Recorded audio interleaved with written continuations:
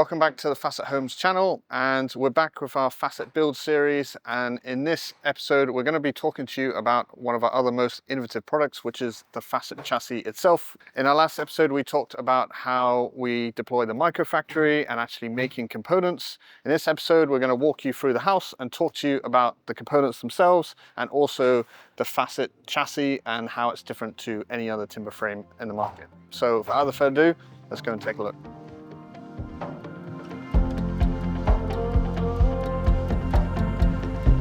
All right, so we're now on site, joined once again with Bruce, our CEO and founder, and we're going to talk a little bit about the chassis. So maybe to give the audience like a bit of an overview, maybe explain what is the Facit Chassis and how is it different from traditional timber frame? Sure. So the chassis firstly is conceived as an entire single product. One of the things we noticed in a lot of traditional construction is there's made up of multiple different products and processes. So for example, traditional timber frame might be one system for the external walls, a different system for the roof, different product for the staircase, internal walls, door portals, all sorts of things. Whereas what we do is we combine all of these into a single product, basically. And then we use our digital manufacturing to create it. So traditionally, if it was a normal house building out of timber frame, you'd see a lot of basically 2x4. They essentially build the houses out of these sticks, and then fill it with board and insulation, right? Whereas ours are kind of complete components. Yeah, so we use engineered timber. We use spruce plywood as our primary material. It works structurally in a very similar way. We've got structural centers at roughly 400 to 600 centers, but we're making these into much more detailed, controlled components. And the aim of the manufacturing process is to reduce the amount of follow-on trades that you get in a traditional process. So, for example, over here, this is a wall component on the external wall. We've got the this kind of cutout, services cutout here, built into the component, which is for electrics. And this can be at any height. So in fact, if you see just the next one over, you see here, it's the same component, modified. The service channel is at a different height because it's behind a counter. We need the sockets up high, whereas down there. And what that allows us to do is mean that we don't have to create a secondary service cavity like you might in most traditional projects, where you would have people putting on additional layers of timber or battens to create those cavities. So the aim of the game is to go from these big blocks and include as much detail as we possibly can, so that once they're in place, they're ready to go. You can get your electrics in, your plumbing, your HVAC, whatever it happens to be. And that's what we do. So we're quite focused on reducing the amount of second fix joinery, carpentry that might be done by hand, which is something that you can do with this process that you can't really do with traditional timber frame. So for example, if we look over here, this component here, you can see the holes cut out. This is actually going on a flat roof. So this is a flat roof. We've got a membrane going on top of it, and we have to create a ventilated area. Also, the surface is at a full, like a very exact full 1.5 degrees for the membrane to go on. And this is quite difficult to do with traditional carpentry because it's very fine tolerances, very fine angles, whereas this just comes straight off the machine, ready to go. We're going to put this on the flat roof section on the upper level next week. And also with traditional, I guess you're making all this stuff, and then you're later on, drilling through it or cutting out to make these fulls, whereas we do that from the very beginning, right? Exactly. Because it kind of goes back to the BIM model. Yeah, so we produce a very detailed BIM model so that everything's predetermined. So we don't need to have all these removing of insulation or cutting holes or whatever it happens to be. The components, I mean, that's the idea. The chassis, the idea, if you think about it as the chassis of a car, it's ready, right? It's ready for all the other components to fit to, whereas a frame, it tends to need more work required. All right, Bruce, maybe talk us through, we have a component standing here. Talk us through the details of a component, really. So there's loads of different components. We have about 120 primary components in our library. This is an external wall component, which we're just going to use as an example of the kind of things that happen in components. So firstly, this comes off the BIM model, and all of the features of this component can be anything we want. So this could be wider, it could be shorter, the service channel could be higher or lower, the depth of the component can be any depth we want. It's completely modifiable in any way. And then we have lots of details put into it. So we've got holes for the insulation to be blown in. We've got an arrow at the top, which we generally use arrows for locations to make sure things are the right way round. Not so much of a problem with these ones, but internal walls, you could quite easily get upside down. We've got these little lozenge shapes, which are for site fixings. So we can say that we know exactly where the nails have got to go to hold it together when they're all put together as a chassis. There's some smaller ones as well, which have got nail fixings in for the actual part assembly. Yeah, so they're kind of highly digital, highly parameterized to get exactly what we want. And actually this component can be modified to be up to 1.2 meters wide. So if you keep making it bigger, at some point, it will, the middle structure will stay there, and then it'll add another piece and get wider. So you can kind of like stretch these things, and they add and remove structure as you modify them. It's just completely parametric. Completely parametric. And we've also got the code number as well. So each component gets a unique code number cut into the surface so it can't rub off. Yeah. Got on the sides, some handwritten, some there. Yeah. So at the moment we write, occasionally we'll write on some of the numbers by hand. The future system that we're developing with the print system will allow us to have every single part will be codified. So that will change some of the production parameters that we've got. And maybe to prove to people that these things are not that heavy, it's actually, it's pretty light. It's incredibly light. Yeah. Even the very large size, like the one behind you here, they're easily two-person lift, no problem at all. So we keep everything manageable. That's part of the design of the components. Is keeping them lightweight so that we don't have to use heavy lifting gear. Yeah, no cranes. No cranes. So this is a gutter component, and they're made in sections. And what you can see is this is one section, this is the other. It has the same corresponding code number. This is B. And you can see here, you put this together, and it's an exact fit in terms of the actual full working through. It's got the ventilated holes at the side as well, which are cut in to allow the flat roof to ventilate out behind the cladding.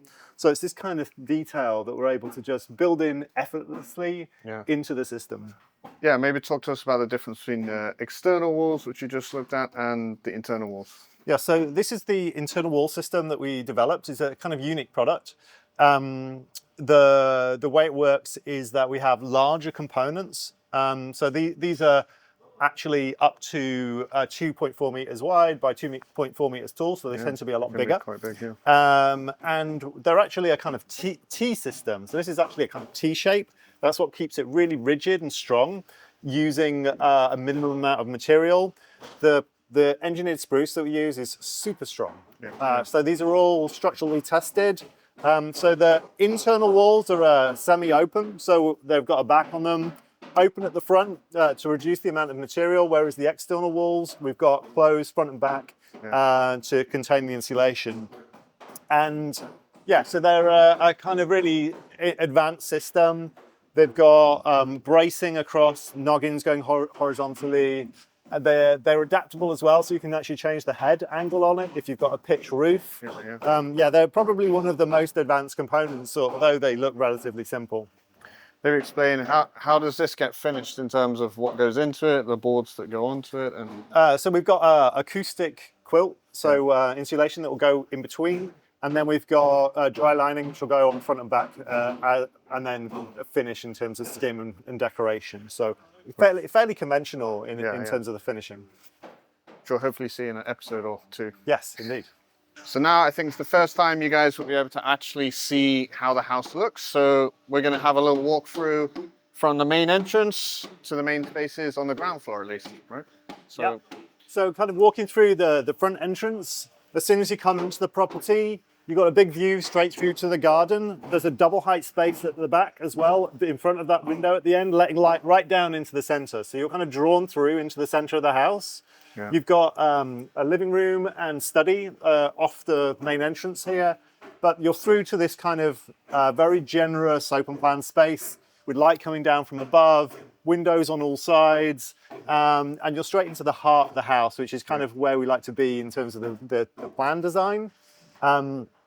And we have the kitchen over there. We've got the slightly more private rooms at the other side. Yeah, so living spaces over there, right? Yeah, so you've got kind of a few layers, if you like. So it becomes more and more private as you go back to those back spaces. There's going to be a fireplace, in here, kind of double-sided, so you see through, but it's a kind of semi-partition. So the next space over, which is like a mini lounge off the kitchen, is slightly more private. And then there's a massive glass pivot door that will separate the room down the end as the kind of more private lounge. So yeah, just trying to get that kind of flow of the space between all of those living spaces. Plus we've got the staircase behind us in the corner there, which is going up through the center of the house, leading up to this landing above, looking down the double height space. So really nice, spacious, light. Yeah, it's going to be a good one. We can still see a little bit of the 2D print on the floor. Yeah, we've got the printing system is still just about visible. You can just see stairs there, so be sort of going up there. Yep, that's right. So we've got staircase coming up this way and round up onto the landing. So we've taken a quick walk upstairs. We haven't got too far upstairs, but we're just starting to put components on the first floor. Maybe talk to us about the roof components, where we are in terms of the build and where we go from here. Yeah, so we're up to almost completed the first floor level. Yeah. So here we're stood on the roof components. This is a single story section. So this bit and this bit, a single story where you can see the little silver circles. The other bit where you can see the open web joist, that's the 2-story bit. So we've got most of the roof components in ready. The next stage here, we're putting down the ventilated fall components, which are some of the ones we looked at earlier. So they'll just sit on top of this. There'll be a membrane down. They're putting down the roof, the intermediate floor deck.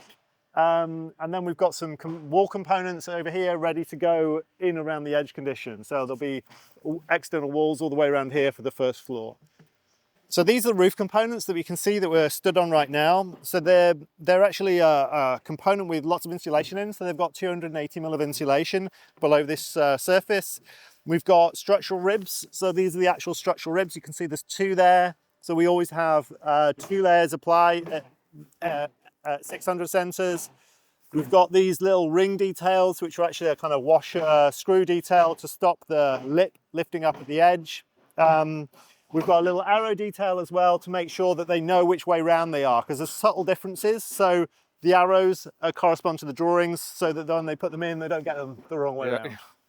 Keep up. And also underneath, we'll go and look at it underneath. There's little tabs that hold down, that are there for the plastering and all that kind of stuff. So they create a little service void underneath that's enough space for your recessed ceiling lights to go in and for your plasterboard dry line to fix to. Over here, we've got the intermediate floor. So we're using posi joist or easy joist system, depending on what we're buying. They're composite steel and timber beams, pretty standard these days. We use those in these conditions for services. We want to get our MVHR ductwork through there, services, insulation, everything. And then a simple tongue and groove ply, same material deck on. So everything is pretty much the same material. And all of the beams are supplied already cut to length, be that the engineered timber beams or the posi joists. So everything's supplied in, already labeled, cut to length. We just get them in as quickly as possible. Actually, maybe one thing we didn't mention downstairs was we do actually have some pieces of steel in this building. Yeah. So you can see, just about see over there, those kind of brownie lines. They've already got timbers fixed to them, but we've got a couple of reasonable steels in this particular project because we've got quite a big open plan space in that main living room. And we quite often work with steel structures as well where we need to. The critical thing about steel structures is detailing the junctions. So we use our components to detail all of any complex junction interfaces, and then the steel itself can be nice and simple. So maybe talk us through, in the last episode we talked about the MicroFactory. How long has it taken us to get to this stage? What percentage of the chassis is complete? And how long will it take? So we are about, I would say about 60% complete, I would say. and we've been on site for about 5 weeks. So the production kind of speed that we do depends on really about the resource of the assembly. You know, how many people have you got on site? So most of the time here, we've got 2 or 3 people on site. For bigger sites, we go faster. Yeah. So we work the machine for longer hours. We have more people, more carpenters putting the assembly together. But for smaller projects like this, you know, there's not that much benefit to going faster. So that's, you know, that's what kind of guides the rhythm of the construction, if you like. So yeah, so left to do, we've got to put the external walls up here and roof. But yeah, we're not too far away now from finishing, I guess, maybe 3 or 4 weeks. Yeah. So typically one of our houses, we're looking at 2, maybe 3 months of the actual chassis production. About 2 months, yeah. Yeah. Yeah. One of the questions I always get on the phones and stuff is, how do we protect it when it's out in the weather? Like, Yeah, it's a nice day today. Good it's question. Not always, we're in England, it's usually raining. So the thing about timber is when you cut a tree down, it's wet. Yeah. You know, timber is naturally a wet substance, and it can cope with becoming wet and being rained on. The way that the plywood is produced, the bio-based glue is waterproof. The material itself is very moisture permeable. It's quite an important thing. So it dries out quickly. So you wouldn't want to leave it up for, say, 6 months without protection. It will get damaged. Yeah. But 2 months, easily fine. 3 or 4 months, easily fine as well. But what we do is we get our membrane, the yellow membrane, on as soon as possible. Yeah. So in fact, you can see them starting to put that on today. The yellow membrane is just starting to go on. So there'll be membrane on here, membrane on the external walls, which is a combined air tightness and breather membrane. And then the most important thing is, as soon as we're ready, the roof will go straight on. So the roof finishes will immediately go on, and then we're pretty much weather tight while waiting for our windows to go in. Yeah, so it doesn't usually affect us that much what time of the year we build. No, we build in all weathers. You know, the only really times that we get properly slowed down are in particularly snowy, icy conditions where it becomes a little bit dangerous. But in the UK climate, 1-2 days tops a year. Now that we're standing on the first floor, we can see the MicroFactory there, fully in production. Components are going onto the chassis. Maybe talk about that production relationship of, you know, essentially lean manufacturing. Exactly. So the beautiful thing about having the manufacturing as close as we can to the actual construction, the build of the site, is that you reduce the inventory. Now, inventory, for anybody who's not so familiar, is the product that you hold before it's being sold or useful. So by having the machine here, we literally go from manufacturing to component to installation as quickly as possible. And that's the most efficient thing you could possibly do, is reduce that time that you're holding product, looking after it, protecting it, moving it around. And it becomes very logistically simple to go from the machine, from the assembly to the construction site. Really, really easy and incredibly cost effective. And that's really the primary reasons why we do the on-site manufacturing, are that efficiency. You know, the more handling and double handling and triple handling of goods you do, the more expensive and more complicated it becomes. This here is an upstand for the Rooflight. So we've got a big glass Rooflight going over this. This is the upstand. So out here, you're going to have the ventilated roof and the roofing membrane component, which will go onto here. So exact size, made to measure, exact size of the actual roof light, exact size of the opening that's below. Again, we've got it in, it's got little holes in there as well for the insulation to be blown, so we've got no thermal bridging. Ready to go. So first floor, maybe talk about the layout of the first floor and what's up here. Yeah, so we've got a double height space, letting light down into the main living space below. And then we've got the staircase over there in the corner, coming up to the first floor level, which kind of immediately looks over into the double height space. Glass balustrade in front of it. Yeah, it should be a really, really nice set of spaces up here, really nice and light. We've got a big window up here on the first floor as well. Again, letting light into the double height space. And then you got master bed here. We have, this is the master suite, I think. So there's the master bedroom in the corner, dressing room, ensuite bathroom, all part of this suite here. We've got big south-facing windows as well on that side. So we've got solar shades on the south side of the building. Yeah, it's going to be nice. Yeah. And next time we'll be back, it should be Should have a roof up here. Yeah, should have a roof, will be weather tight, windows will be going in. I think that's the next one. Thank you once again for joining us on our Facit Builds episode. If you are thinking of building your own house and you want to get in touch to ask about your project, please get in touch via the description and the link below, or simply email us at info@facit-homes.com. For now, thank you for joining. Tune in to our next episode where we'll be coming back here when the chassis is completely complete, the membrane is going on, and the windows are going in, and so we have a fully watertight building.